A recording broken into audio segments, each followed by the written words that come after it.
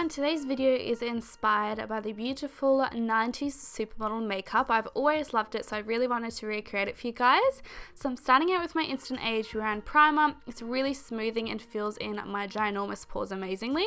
Then using the Rimmel Stay Matte Foundation in Soft Beige. It is my new favorite foundation from the drugstore. Very high coverage, kind of thick, but I find if you use a beauty blender it goes on perfectly and it matches my fake tan. Then to conceal, I'm going in with Maybelline's new concealers. They're very high coverage, but I mix the two shades together because I don't have the right shade at the moment, and I find that the fair is way too bright for me, so I'm just packing that on underneath my eyes and blending that in using my beauty blender.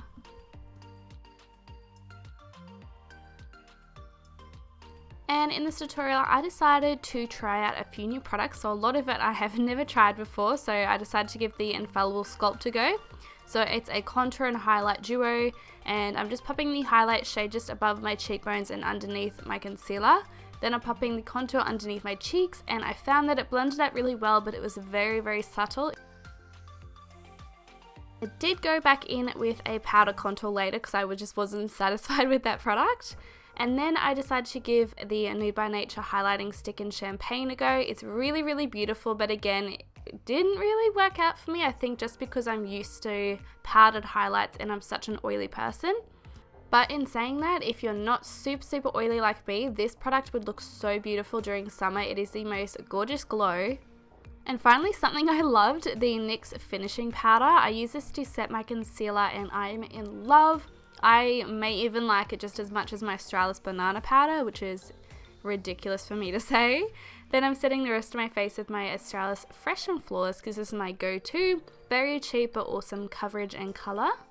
And what Supermodel look does not have a heap of bronzer on, so I'm using the Fake It bronzer by Thin Lizzy, and I'm just popping that around the perimeter of my face and blending that out.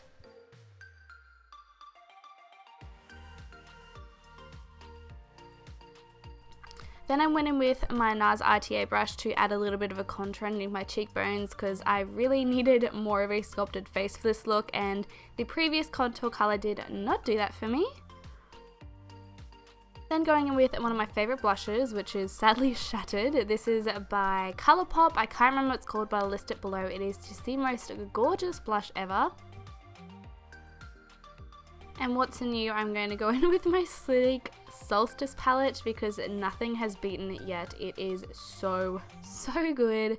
Applying that to the high points of my face, especially my cheekbones. For brows, using the Maybelline Brow Drama Pomade. This is one of the newer releases in Australia.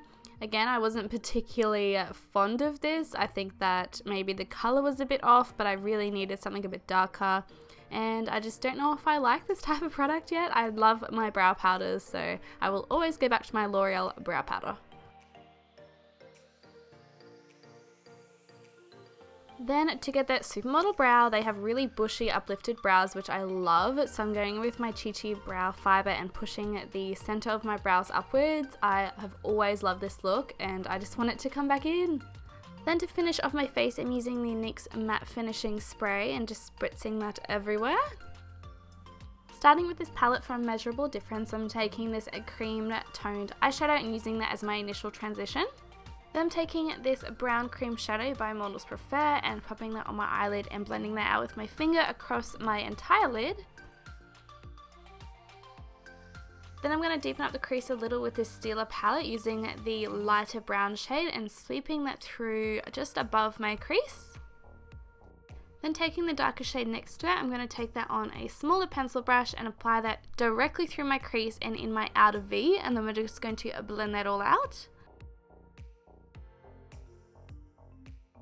Then going back to the first palette, I'm going to take this bit more of a browny purple shade and apply that directly through my crease once more, but a little bit above where we applied the brown.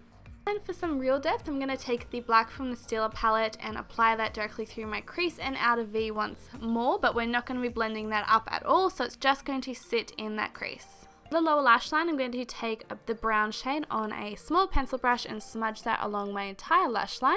Then I'm going to go in with the black on a flat pencil brush. Then to create that cat eye and almond shaped eye effect, I'm going to do a winged eyeliner, which is just my worst enemy, but it didn't turn out too bad for this tutorial, thank God. Then just lining my waterline with my new favourite Maybelline eyeliner. Then using this L'Oreal eyeshadow stick to create a brightened inner corner, and we're going to go in with the NYX Tiny Mascara for the lower lashes. For the lips, I decided to mix two products together to create the perfect 90s brown lip. I love brown lips. I'm glad they're in fashion right now because they are just so beautiful. So I mixed two very popular products right now, NYX Lingerie and Jeffree Star Lipstick. If you guys enjoyed, please give a thumbs up and subscribe, and I'll hopefully see you all next time. Bye!